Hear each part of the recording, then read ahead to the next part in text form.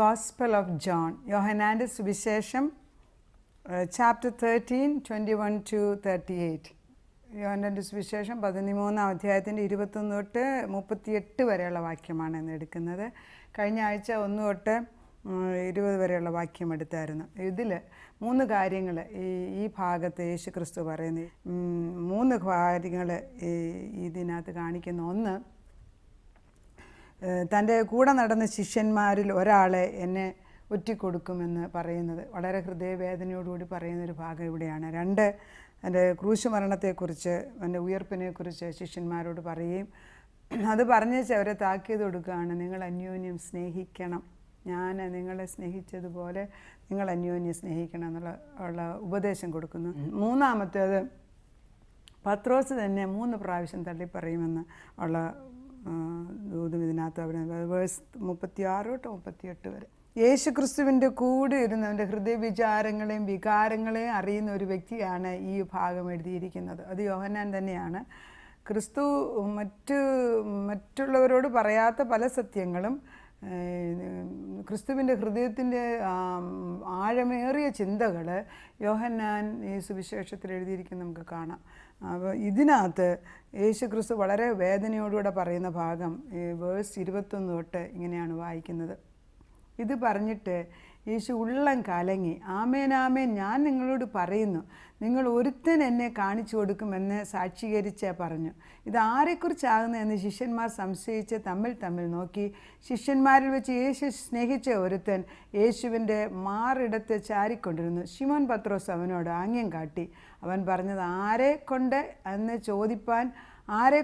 ചോദിപ്പാൻ പറഞ്ഞു. അവൻ യേശുവിൻ്റെ നെഞ്ചോട് ചാഞ്ഞു, കർത്താവേ, അത് ആരെന്ന് ചോദിച്ചു. അപ്പോൾ കണ്ണം മുക്കി കൊടുക്കുന്നവൻ തന്നെ എന്ന് യേശു ഉത്തരം പറഞ്ഞു. കണ്ണം മുക്കി ശീമോൻ ഇസ്കറിയോത്താസിൻ്റെ മകനായ യൂദയ്ക്ക് കൊടുത്തു. കണ്ണം വാങ്ങിയ ഉടനെ സാത്താൻ അവനിൽ കടന്നു. യേശു അവനോട് നീ ചെയ്യുന്നത് വേഗത്തിൽ ചെയ്യുക എന്ന് പറഞ്ഞു.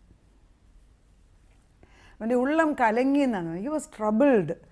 ക്രിസ്തു ദൈവപുത്രനാകുന്ന യേശു ക്രിസ്തു മനുഷ്യനായിട്ട് വന്നിട്ട് മനുഷ്യൻ്റെ അതേ വികാരങ്ങളിൽ കൂടെ, ഭയങ്ങളിൽ കൂടെ, വേദനയിൽ കൂടെ പോകുന്ന നമുക്ക് മനസ്സിലാക്കാം. അതുകൊണ്ടാണ് നമ്മളെപ്പോലെ ഇത്ര വലിയ നമ്മുടെ കൂട്ട് തന്നെ പരീക്ഷിക്കപ്പെട്ട് വേദനയിൽ കൂടെ കടന്നുപോയ ഇത്ര വലിയൊരു മഹാപുരോഹിതനാണ് നമുക്കുള്ളതെന്ന് പറയുന്നത്.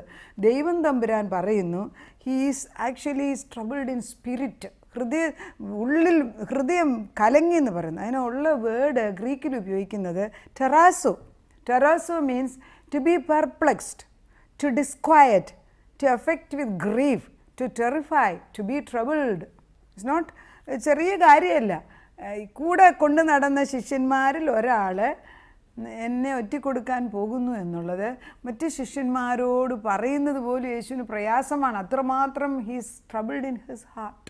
ആൻഡ് ബട്ട് ഹീ സെഡ്, ഈ ലോകത്തിൻ്റെ പാപത്തെ വഹിക്കുന്ന കുഞ്ഞാടാണ് ഞാൻ എന്ന് യോഹന്നാൻ്റെ 1:29 പറഞ്ഞിട്ടുണ്ട്. ഈ ദൃശ്യത്തിനായിട്ട് ഈ ഒരു കാര്യത്തിന് വേണ്ടി മാത്രമാണ് യേശു ക്രിസ്തു വന്നതെന്ന് അറിഞ്ഞിട്ടും, ക്രൂശുമരണം ഏറ്റെടുക്കാൻ പോവുകയാണെന്ന് അറിഞ്ഞിട്ടും യേശു സമയമായപ്പം വേദനിക്കുന്നു. അതിൻ്റെ അർത്ഥം എന്തുവാ? നമ്മളെപ്പോലെ തന്നെ വിചാരങ്ങളും വികാരങ്ങളും ഭാരങ്ങളും യേശുവിനുണ്ടായിരുന്നു.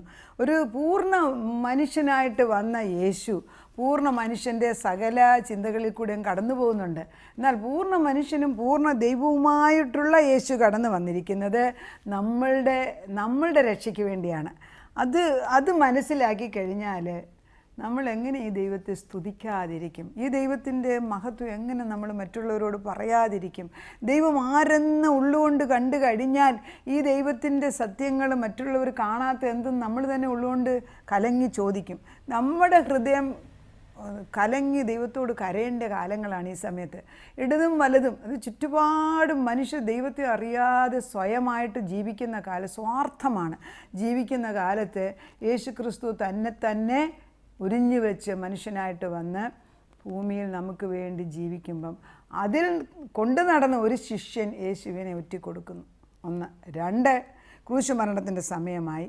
എന്നാൽ ഇനി പോകുമ്പോഴും ഇവരിൽ അന്യോന്യ സ്നേഹം ഞാൻ കാണുന്നില്ല. ഈ 12ൽ 11 ഒരെണ്ണം പോകും, 11 തന്നെ അന്യോന്യ സ്നേഹം ഞാൻ കാണുന്നു. അത് ക്രിസ്തുവിനെ കലക്കുന്നു. പിന്നെ കർത്താവ് പറയുന്നു, കൂടെ നടന്ന് ഇവരുടെ ലീഡറാകണമെന്ന് വിചാരിച്ച ലീഡറാകാൻ സാധ്യതയുണ്ട്. അതായത് പത്രോസിനെ കണ്ടപ്പം പറയും, നീ പാറയാകും എന്ന്, പാറയാണെന്ന് പേര് മാറ്റിയതാണ്. ആ പാറയാകുന്ന പത്രോസ് പോലും 3 പ്രാവശ്യം തന്നെ തള്ളിപ്പറയും. പിന്നെ എന്തിലാണ് ഈ സത്യം പറയാൻ നമ്മൾ ഇതിൻ്റെ എന്തേലും ആധാരം വെച്ചിട്ടാണ് ഇനി ഞാനീ പറയുന്ന സത്യങ്ങൾ ലോകത്തിന് കൊടുക്കുമെന്ന് നമ്മളാണ് ചിന്തിക്കുക. മരിക്കാൻ സമയം ഒന്നും നടന്നിട്ടില്ല കർത്താവേ, എല്ലാം മക്കളെല്ലാം ചിതറിക്കിടക്കുന്നു, പിന്നെ കുടുംബത്തിൻ്റെ സ്വത്തുകളെല്ലാം ചിതറിക്കിടക്കുന്നു, മനുഷ്യരാരും സ്നേഹം കാണും, ചെയ്ത നന്മകൾക്കൊന്നും ആർക്കും നന്മയില്ല, ഒരു മനുഷ്യൻ നമ്മെ അറിയുന്നില്ല, പ്രായം നമ്മളെ ആരും അറിയുന്നില്ല. ഇങ്ങനെയൊക്കെ ചിന്ത കടന്നു വരുമ്പോഴത്തേക്ക് ഏതൊരു വ്യക്തിയുടെയും ഹൃദയം നടുങ്ങും, വേദനിക്കും. ഇത് ക്രിസ്തു എല്ലാം അറിയാവുന്ന യേശു ഈ വരാൻ പോകുന്ന ഭാരത്തെ ഓർത്ത് വേദനിക്കുന്നു. അപ്പം ഭാരപ്പെടുക എന്നുള്ളത്, ദൈവത്തിന് അറിയാം മനുഷ്യൻ്റെ ഭാരത്തിൻ്റെ ആഴം. അറിയുന്ന ഒരു ദൈവത്തിന് മുൻപിൽ തന്നെയാണ് നമ്മൾ ജീവിക്കുന്നത്. അവൻ അറിയാത്ത ഒരു വികാരമോ വിചാരമോ ചിന്തയോ ഒരു വിഷമമോ ഈ ഭൂമിയിലില്ല. പാപമൊഴികെ സകലത്തിലും അവൻ നമ്മളെപ്പോലെ തന്നെ പരീക്ഷിക്കപ്പെട്ടു. പാപത്തിന് വീഴാഞ്ഞത് ദൈവത്വത്തിൻ്റെ മഹത്വം കൊണ്ടാണ്, അല്ലാതെ ലോകത്തിൽ ജീവിച്ച് എല്ലാവരും പാപത്തിന് അടിമയാണ്. കാരണം റോമൻസിൽ പറയുന്നുണ്ട് 3:23, all have sinned and come short of the glory of the living God. എല്ലാവരും പാപം ചെയ്ത് ദൈവ തേജസ് ഇല്ലാതാക്കി. നമ്മൾ ദൈവ തേജസ് ഇല്ലാതാകുന്ന അവസ്ഥ ഒരിക്കലും ഉണ്ടാകരുതേ നമ്മൾ പ്രാർത്ഥിക്കണം. ലൂക്കോസിൻ്റെ സുവിശേഷം 22:23 പറയുന്നത് ഇങ്ങനെയാണ്. എല്ലാം യോഹന്നാനകത്ത് എഴുതിയിട്ടില്ലാത്തതുകൊണ്ടാണ് അവിടുന്ന് ഇവിടുന്ന് എടുത്ത് നമ്മൾ വായിക്കേണ്ടി വരുന്നത്. പല സൈഡിൽ നിന്ന് വരുമ്പോൾ ഇതിനെക്കുറിച്ചൊരു ക്ലാരിറ്റി നമുക്ക് കിട്ടും. ഇത് ചെയ്യുവാൻ പോകുന്നവൻ തങ്ങളുടെ കൂട്ടത്തിൽ ആരായിരിക്കും അവർ തമ്മിൽ ചോദിച്ചു തുടങ്ങി. കർത്താവേ, അത് ആരായിരിക്കും? ഞാൻ കണ്ണം മുക്കി കൊടുക്കുന്നവൻ തന്നെ എന്ന് യേശു പറഞ്ഞു. അപ്പോൾ കണ്ണം മുക്കി ശീമോൻ ഇസ്കറിയാത്തവൻ്റെ മകനെ യൂദയ്ക്ക് കൊടുത്തു. യേശു അവനോട്, നീ ചെയ്യേണ്ടത് വേഗത്തിൽ പോയി ചെയ്യുക. കണ്ണം വാങ്ങിയ ഉടനെ തന്നെ അവൻ എഴുന്നേറ്റ് പോയി. അപ്പോൾ രാത്രിയായിരുന്നു. Now the thing is that 12 ശിഷ്യന്മാരിൽ ഒരാൾ യേശുവിനെ ഒറ്റിക്കൊടുക്കും. പെസഹായുടെ സമയമായി, കാൽവറി ക്രൂശിന് വേണ്ടി റെഡി ആയിക്കൊണ്ടിരിക്കുക. എന്നാൽ എനിക്ക് ചില രഹസ്യങ്ങൾ ശിഷ്യന്മാരോട് പറയാനുണ്ട്. പക്ഷെ അതിൽ യൂദാ പെടുന്നില്ല. അതുകൊണ്ട് യേശു ക്രിസ്തു തന്നെ അതിന് ഇനിഷ്യേറ്റീവ് എടുത്തിട്ട് പറയുകയാണ്, നീ ചെയ്യേണ്ടത് വേഗം ചെയ്തു കൊള്ളാൻ. കൂടെ ഇരുന്ന ശിഷ്യന്മാർക്കിത് മനസ്സിലാകുന്നില്ല എന്തിനാ പറഞ്ഞു വിടുന്നതെന്ന്. അപ്പോഴും യൂദായെ അവഹേളിക്കാൻ ദൈവം ആഗ്രഹിക്കുന്നില്ല. നമ്മളായിരുന്നെങ്കിലോ നമ്മൾ പിൻ പോയിൻ്റ് ചെയ്ത് വെച്ചാൽ ഇവനെ ഇനിയും കൂട്ടാൻ കൊള്ളത്തില്ല, അവനെ നമ്മളകത്തന്നെ നീങ്ങളും മാറ്റണം എന്ന് പറയും. പക്ഷേ യേശു അത് ചെയ്തില്ല. പക്ഷേ വളരെ യൂദയ്ക്ക് മനസ്സിലാകത്തക്ക വിധത്തിൽ യൂദയോട് പറഞ്ഞു, നീ ചെയ്യേണ്ടത് എന്താണെന്ന് വെച്ചാൽ പോയി ചെയ്യുക. അങ്ങനെ യൂദ മാറി. യൂദ പോയി കഴിഞ്ഞിട്ടാണ് ചില സത്യങ്ങൾ അല്ലെങ്കിൽ മർമ്മങ്ങളെ യേശു ക്രിസ്തു ഇവരെ പഠിപ്പിക്കുകയാണ്. The beginning of the upper room discourse 31 തൊട്ട് 35 വരെയുള്ള വാക്യങ്ങൾ വളരെ പ്രധാനമാണ്. അത് ഞാൻ വായിക്കുമ്പോൾ, അവൻ പോയ ശേഷം യൂദാ പോയി. യേശു പറഞ്ഞത്, ഇപ്പോൾ മനുഷ്യപുത്രൻ മഹത്വപ്പെട്ടിരിക്കുന്നു, ദൈവവും അവനിൽ മഹത്വപ്പെട്ടിരിക്കുന്നു. ദൈവം അവനിൽ മഹത്വപ്പെട്ടിരിക്കുന്നു എങ്കിൽ ദൈവം അവനെ തന്നിൽ തന്നെ മഹത്വപ്പെടുത്തും, ക്ഷണത്തിൽ അവനെ മഹത്വപ്പെടുത്തും. കുഞ്ഞുങ്ങളെ, ഞാനിനി കുറഞ്ഞെന്ന് മാത്രം നിങ്ങളോടുകൂടി ഇരിക്കും. നിങ്ങൾ എന്നെ അന്വേഷിക്കും. ഞാൻ പോകുന്നിടത്ത് നിങ്ങൾക്ക് വരുവാൻ കഴിയുകയില്ലെന്ന് ഞാൻ യഹൂദന്മാരോട് പറഞ്ഞതുപോലെ ഇന്ന് നിങ്ങളോടും പറയുന്നു. നിങ്ങൾ തമ്മിൽ സ്നേഹിക്കണം എന്ന് പുതിയൊരു കൽപ്പന ഞാൻ നിങ്ങൾക്ക് തരുന്നു. ഞാൻ നിങ്ങളെ സ്നേഹിച്ചതുപോലെ നിങ്ങളും തമ്മിൽ സ്നേഹിക്കണം എന്ന് തന്നെ. ദൈവം തൻ്റെ ശിഷ്യന്മാരോട് യൂദാ പോയി കഴിഞ്ഞപ്പോൾ സമയമായി, ഇനി അപ്പർ റൂമാണ്. ഇത് അപ്പർ റൂമിൽ വെച്ച് യേശുക്രിസ്തു എന്ത് ചെയ്തെന്ന് യോഹന്നാൻ്റെ സുവിശേഷത്തിൽ എഴുതിയിട്ടില്ല, എന്നാൽ ലൂക്കോസിൻ്റെ സുവിശേഷത്തിൽ എഴുതിയിട്ടുണ്ട്. ആ ഭാഗം ഞാൻ വായിക്കാം. ലൂക്കോസിൻ്റെ 22-ാം അധ്യായത്തിൻ്റെ 14 തൊട്ട് 20 വരെയുള്ള വാക്യം. സമയമായപ്പോൾ യൂദാ പോയി അപ്പോസ്തലന്മാരുമായി ഭക്ഷണത്തിനിരുന്നു. അവൻ അവരോട്, ഞാൻ കഷ്ടം അനുഭവിക്കും മുമ്പേ ഈ പെസഹ നിങ്ങളോടുകൂടെ കഴിപ്പാൻ വാഞ്ചയോടെ ആഗ്രഹിച്ചു. അത് ദൈവരാജ്യത്തിൽ നിവൃത്തിയാകുവോളം ഞാൻ ഇനി അത് കഴിക്കുകയില്ല എന്ന് ഞാൻ നിങ്ങളോട് പറയുന്നു എന്ന് പറഞ്ഞു. പിന്നെ പാനപാത്രം എടുത്തു വാഴ്ത്തി, ഇത് വാങ്ങി പങ്കിട്ടുകൊള്ളുവീൻ. ദൈവരാജ്യം വരുവോളം ഞാൻ ഈ മുന്തിരിവള്ളിയുടെ അനുഭവം ഇന്നു മുതൽ കുടിക്കയില്ല എന്ന് ഞാൻ നിങ്ങളോട് പറയുന്നു. പിന്നെ അപ്പം എടുത്തു വാഴ്ത്തി നുറുക്കി അവർക്ക് കൊടുത്തു. ഇത് നിങ്ങൾക്ക് വേണ്ടി നൽകുന്ന എൻ്റെ ശരീരം, എൻ്റെ ഓർമ്മയ്ക്കായി ഇത് ചെയ്യുവീൻ എന്ന് പറഞ്ഞു. അതുവണ്ണം തന്നെ അത്താഴം കഴിഞ്ഞ ശേഷം അവൻ പാനപാത്രം കൊടുത്തു. ഈ പാനപാത്രം നിങ്ങൾക്ക് വേണ്ടി ചൊരിയുന്ന എൻ്റെ രക്തത്തിലെ പുതിയ നിയമമാകുന്നു. അപ്പോൾ യഹൂദന്മാരുടെ ആചാരപ്രകാരം പാസ് ഓവർ, യേശു കുഞ്ഞാടായിട്ട് വന്നിട്ട് തൻ്റെ അപ്പം എടുത്ത് വാഴ്ത്തുന്നു, പാനപാത്രം എടുത്ത് ആദ്യം കൊടുക്കുന്നു. ഒന്ന് പ്രാവശ്യമല്ല, 2-3 പ്രാവശ്യം ചെയ്യുന്നതായിട്ട് ഈ ഭാഗങ്ങളിൽ നമ്മൾ വായിക്കുമ്പോൾ മനസ്സിലാകും. അതിൻ്റെ അർത്ഥം യഹൂദന്മാരുടെ സിസ്റ്റം അനുസരിച്ച് 4 കപ്പുകൾ അവർ വെക്കും. അതായത് 4 കപ്പ് റിപ്രസെൻറ്റിങ് 4 ദൈവത്തിൻ്റെ സത്യങ്ങളെ കാണിക്കാൻ. ഈ പുറപ്പാടിനകത്ത് 12-ാം അധ്യായത്തിലാണ് ദൈവം മോശയോട് ഇസ്രായേൽ ജനത എങ്ങനെയാണ് മിസ്രൈം അടിമത്തത്തിൽ നിന്ന് രക്ഷപ്പെടാൻ ആഗ്രഹിക്കുമ്പോൾ എങ്ങനെയാണ് അവരെ രക്ഷിക്കാൻ പോകുന്നതെന്നുള്ള പറഞ്ഞു കൊടുക്കുകയാണ്. ഓരോ കുടുംബത്തിനും ഒരു കുഞ്ഞാടിനെ അറക്കണം. ആ കുഞ്ഞാടിൻ്റെ രക്തം കട്ടിലപ്പടിയിലും ഉമ്മരപ്പടിയിലും കട്ടിലപ്പടിയിലും പരട്ടിയിരിക്കണം. രാത്രി സംഹാരദൂതൻ കടന്നു വരുമ്പോൾ ഏതെല്ലാം ഭവനത്തിൻ്റെ മുകളിൽ ഈ കുഞ്ഞാടിൻ്റെ രക്തം കാണുന്നോ അവിടെ സംഹാരദൂതൻ കടന്നു ചെല്ലുകയില്ല. ബാക്കി ഏതെല്ലാം വീട്ടിൽ ഇവരുടെ ചുമന്ന രക്തം കാണാതിരിക്കുന്നോ അവരുടെ എല്ലാം വീട്ടിലുള്ള ആദിജാതൻ മരിച്ചു പോകും. ഇതാണ് അന്നത്തെ നിയമം. അന്ന് പെസഹ ദിവസം രാത്രി ആയപ്പോൾ എല്ലാവരും അവരവരുടെ വീടിൻ്റെ നമ്പർ അനുസരിച്ച് കുറച്ച് നമ്പറേ ഉള്ളെങ്കിൽ മറ്റുള്ള അടുത്തുള്ള വീട്ടുകാരെ കൊണ്ട് ചേർത്ത് ഓരോ കുഞ്ഞാടിനെ അറുത്ത് അതിൻ്റെ രക്തം വീടിൻ്റെ കട്ടിലപ്പടിയിലും ഉമ്മരപ്പടിയിലും പുരട്ടിക്കഴിഞ്ഞു. അന്ന് രാത്രി സംഹാരദൂതൻ കടന്നു വന്നു. സംഹാരദൂതൻ രക്തം കണ്ടിട്ട് മാറിപ്പോയി. എന്നാൽ ഫറവോൻ്റെ കുടുംബത്തിൽ, ഫറവോൻ്റെ രാജകുടുംബം തൊട്ട് താണ ജോലിക്കാരുടെ തൊട്ട് മൃഗങ്ങളുടെ വരെ ആദിജാതൻ അന്ന് മരിക്കുന്നു. അതോടുകൂടി ഫറവോൻ കരയുന്നു, ഉറക്കം നിലവിളിക്കുന്നു, മോശയെ വിളിക്കുന്നു. മോശയോടും ജനതയോടും നിങ്ങൾ ഈ ദേശത്ത് നിന്ന് നിങ്ങളുടെ ദൈവത്തെ വിളിക്കാൻ പോവുക, നിങ്ങൾ എനിക്ക് വേണ്ടിയും കൂടെ പ്രാർത്ഥിക്കുക എന്നും പറഞ്ഞു വിടുകയാണ് എന്ന്. ഇതാണ് പാസ് ഓവറിൻ്റെ ഹിസ്റ്ററി. എന്നാൽ പാസ് ഓവറിൻ്റെ ഹിസ്റ്ററിക്ക് മുൻപ് പുറപ്പാടിൻ്റെ 6:6 ദൈവം ചില സത്യങ്ങൾ പറഞ്ഞു കൊടുക്കുന്നുണ്ട്. 6:6 ഇങ്ങനെ, God says 4 things to Moses. I am the Lord, I will bring you out of the Egyptians, out of the yoke of Egypt. I will free you from being slaves to the Egyptians. I will redeem you with an outstretched arm. I will take you as mine own people. I will be your God. ഈ 4 സത്യങ്ങൾ അവരെ പഠിപ്പിക്കുകയാണ്. മലയാളത്തിൽ, ഞാൻ യഹോവ ആകുന്നു, ഞാൻ നിങ്ങളെ മിസ്രയീമ്യരുടെ കയ്യിൽ നിന്ന് രക്ഷിക്കും, ഞാൻ നിങ്ങളെ മിസ്രയീമ്യരുടെ അടിമവേലയിൽ നിന്ന് വിടുവിക്കും, ഞാൻ നീട്ടിയിരിക്കുന്ന ഭുജം കൊണ്ടും മഹാശിക്ഷാവിധികൾ കൊണ്ടും നിങ്ങളെ വീണ്ടെടുക്കും, ഞാൻ നിങ്ങളെ എൻ്റെ ജനമാക്കിക്കൊള്ളും, ഞാൻ നിങ്ങൾക്ക് ദൈവമായിരിക്കുകയും ചെയ്യും. അപ്പം 4 ഞാൻ ചെയ്യും. ഐ വിൽ ഈ 4നെ റെപ്രസെൻ്റ് ചെയ്യാനായിട്ട് 4 വീഞ്ഞ് നിറച്ച കപ്പുകൾ, ചെറിയ കപ്പുകൾ അവിടെ വെച്ചിരിക്കും. 1ാമത്തെ കപ്പ് യേശുക്രിസ്തു എടുത്തു കഴിഞ്ഞ ഉടനെ ഇത് പ്രെയർ ഓഫ് സാങ്ക്ടിഫിക്കേഷനാണ്. അതായത് ദൈവത്തിന് നന്ദി പറയുക.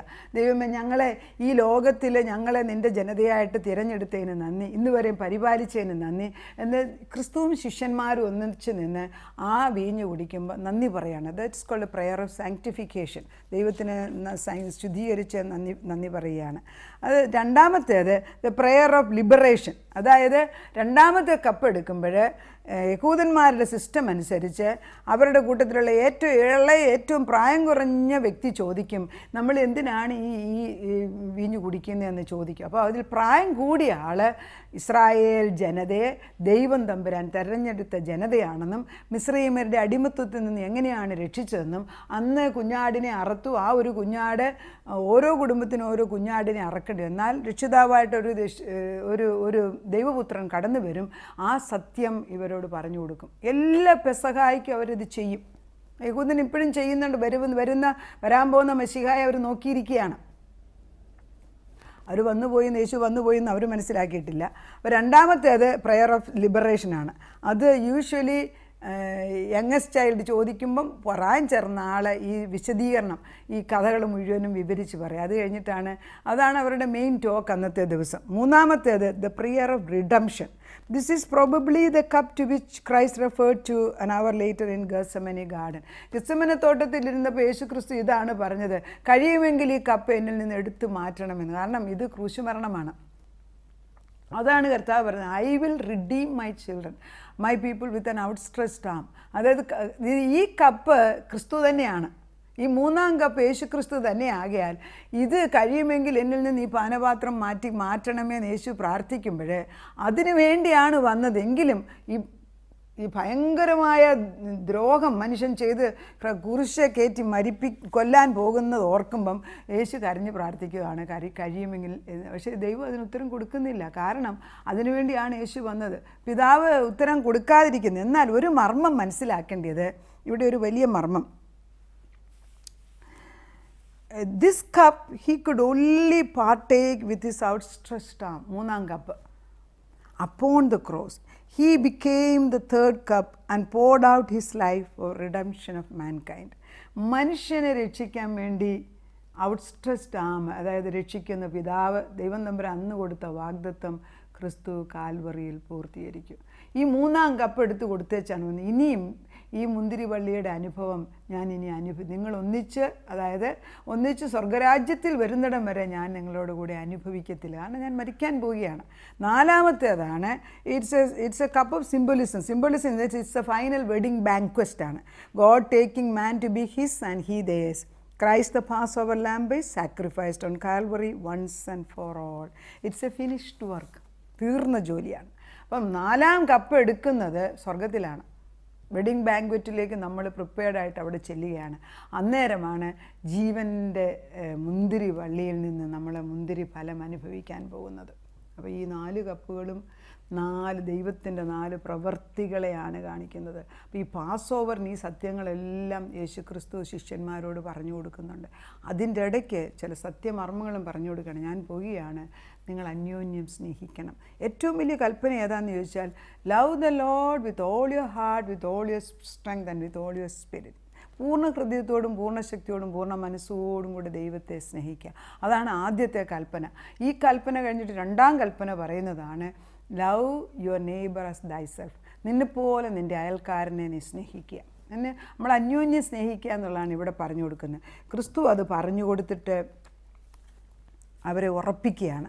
ഈ മത്തായിയുടെ സുവിശേഷം 27:46 പറയുന്നത്, it is like that. And about the 9th hour Jesus cried out with a loud voice saying, my God why have the forsaken me.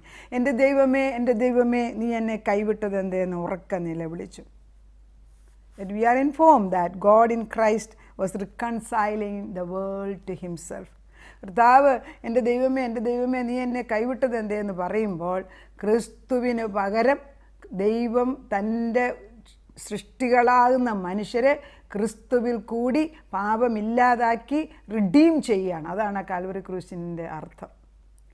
പഴയ നിയമം പുറപ്പാടിൽ തുടങ്ങിയ ഏദൻ തോട്ടത്തിൽ തുടങ്ങിയ പാപത്തിൻ്റെ പരിഹാരമായിട്ട് യേശു ക്രിസ്തു കാൽവറി ക്രൂശിൽ യാഗമായിട്ട് മാറിയപ്പോൾ തൻ്റെ രക്തം ചൊരിഞ്ഞ് ആ രക്തത്തിൻ്റെ ഓർമ്മയ്ക്കായിട്ട്, അതായത് ഈ രക്തം ചൊരിഞ്ഞ് നമ്മളെ റിഡീം ചെയ്തതിൻ്റെ ഓർമ്മയ്ക്കായിട്ടാണ് നമ്മളിപ്പോൾ കർത്തൃമേശ എടുക്കുന്നത്.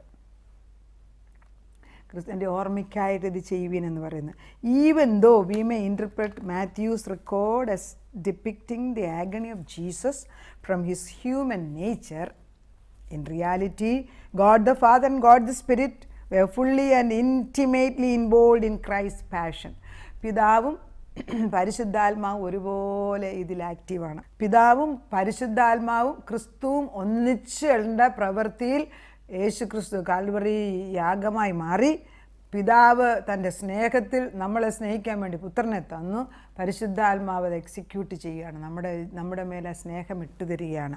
ആ ദൈവം നമ്മുടെ മുമ്പിൽ വന്ന് നിൽക്കുകയാണ്. God became man for the sole purpose of sacrificing himself to ensure a reconciliation between himself and each one who simply believes.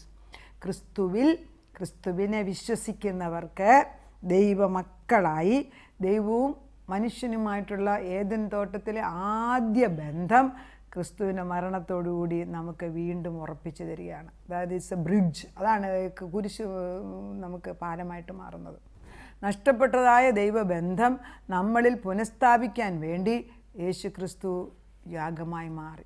ഈ ക്രിസ്തു ക്രൂശുമരണം ഏറ്റില്ലായിരുന്നു എങ്കിൽ തൻ്റെ രക്തം, വിശുദ്ധ രക്തവും പിടിച്ച് പിതാവിൻ്റെ അടുക്കൽ ചെന്ന് ലോകത്തിൻ്റെ പാപത്തിനു വേണ്ടി ഞാൻ എൻ്റെ രക്തം ചൊരിഞ്ഞു, മറുവിലയായിട്ട് കൊടുത്തു എന്ന് പിതാവിൻ്റെ മുമ്പിൽ പറയുന്നില്ല എങ്കിൽ നമ്മുടെ മേലുള്ള പാപത്തിൻ്റെ ജഡ്ജ്മെൻ്റ് അല്ലെങ്കിൽ വിധി ഒരിക്കലും മാറത്തില്ലായിരുന്നു. എന്നാൽ ക്രിസ്തു കാൽവറി യാഗമായി മാറിയതോടുകൂടി യേശുവിനെ സ്വീകരിക്കുമ്പോൾ നമ്മൾ പൊസിഷൻ വൈസ്, അതായത് നമ്മൾ സ്ഥാനപരമായിട്ട് ക്രിസ്തുവിൻ്റെ മക്കളായി മാറി നമ്മൾ പാപമില്ലാത്ത അവസ്ഥയിലേക്ക് ഡിക്ലെയർ ചെയ്യുക. കാരണം I M under the covering of Jesus now. ക്രിസ്തുവിൻ്റെ രക്തത്തിൻ്റെ അടിയിൽ, അതായത് ക്രിസ്തുവിൻ്റെ രക്തത്തിനും ക്രിസ്തുവിൻ്റെ കാൽവറി ക്രൂശിൻ്റെ മഹത്വത്തിൽ ഞാൻ റിഡീം ചെയ്ത് കഴിഞ്ഞിരിക്കുകയാണ്. ഇതൊക്കെ വെളിപ്പാടിനകത്ത് 12-ാം അധ്യായത്തിലോട്ട് എത്രയോ പവർഫുള്ളാണ് യേശു ക്രിസ്തുവിൻ്റെ ശക്തി ഈ പ്രവൃത്തി ചെയ്ത് 12-ാം അധ്യായത്തിനകത്ത് പറയുന്നുണ്ട്. വെളിപ്പാടിൻ്റെ 12-ൽ എങ്ങനെയാണ് നമ്മൾ ഈ ബന്ധനങ്ങളിൽ നിന്നും പ്രശ്നങ്ങളിൽ നിന്നും ജയമെടുക്കാൻ വചനങ്ങൾ ഇഷ്ടംപോലെ വാക്യങ്ങൾ തന്നിട്ടുണ്ട്. 12-ാം അധ്യായത്തിൽ ഇങ്ങനെ പറയുന്നു: അപ്പോൾ ഞാൻ സ്വർഗത്തിൽ ഒരു മഹാശബ്ദം പറഞ്ഞു കേട്ടത്, ഇപ്പോൾ നമ്മുടെ ദൈവത്തിൻ്റെ രക്ഷയും ശക്തിയും രാജ്യവും അവൻ്റെ ക്രിസ്തുവിൻ്റെ ആധിപത്യം തുടങ്ങിയിരിക്കുന്നു. നമ്മുടെ സഹോദരന്മാരെ രാപകൽ ദൈവസന്നിധിയിൽ കുറ്റം ചുമത്തുന്ന അപവാദിയെ തള്ളിയിട്ട് കളഞ്ഞുവല്ലോ. അവർ അവനെ കുഞ്ഞാടിൻ്റെ രക്തം ഹേതുവായിട്ടും തങ്ങളുടെ സാക്ഷ്യവചനം ഹേതുവായിട്ടും ജയിച്ചു. മരണപര്യന്തം തങ്ങളുടെ പ്രാണനെ സ്നേഹിച്ചതുമില്ല. അപ്പോൾ ക്രിസ്തു അവൻ കുഞ്ഞാടിൻ്റെ രക്തം ഹേതുവായിട്ടും സാക്ഷ്യവചനം പറയും, അതായത് ക്രിസ്തു എൻ്റെ രക്ഷിതാവായിട്ട് ആയി എന്ന് സാക്ഷ്യവചനം പറയുമ്പോൾ അതിനെതിരായിട്ട് ഈ ഒരു ദുഷ്ടപിശാചിനും നമുക്കെതിരായിട്ട് പിന്നെ വിരൽ ചൂണ്ടി ഒന്നും പറയാൻ അവകാശമില്ല. I am setting you free today in the name of Jesus Christ. ദൈവത്തിൻ്റെ പരിശുദ്ധാത്മാ പറയുന്നത്, all the ask is that you should love him and everything will fall in his place. ദൈവത്തെ സ്നേഹിക്കുക, അതോടുകൂടി ഞാൻ എല്ലാം നിങ്ങൾക്ക് വേണ്ടി ചെയ്തിരുന്നത്. When you really love somebody you desire to please him. Allow this principle to invade in your relationship with God. ദൈവം തന്നെ സ്നേഹിക്കുന്നു എന്ന് പറയുമ്പോൾ ആ ദൈവസ്നേഹം നമ്മുടെ ഉള്ളിലേക്ക് വരികയാണ്. ആ സ്നേഹം നമ്മൾ ചോദിച്ചില്ല എങ്കിൽ നമുക്ക് കിട്ടത്തില്ല. നമ്മൾ പറയും ഞാൻ ദൈവത്തെ സ്നേഹിക്കുന്നു, വെറുതെ പറയുകയാണ്.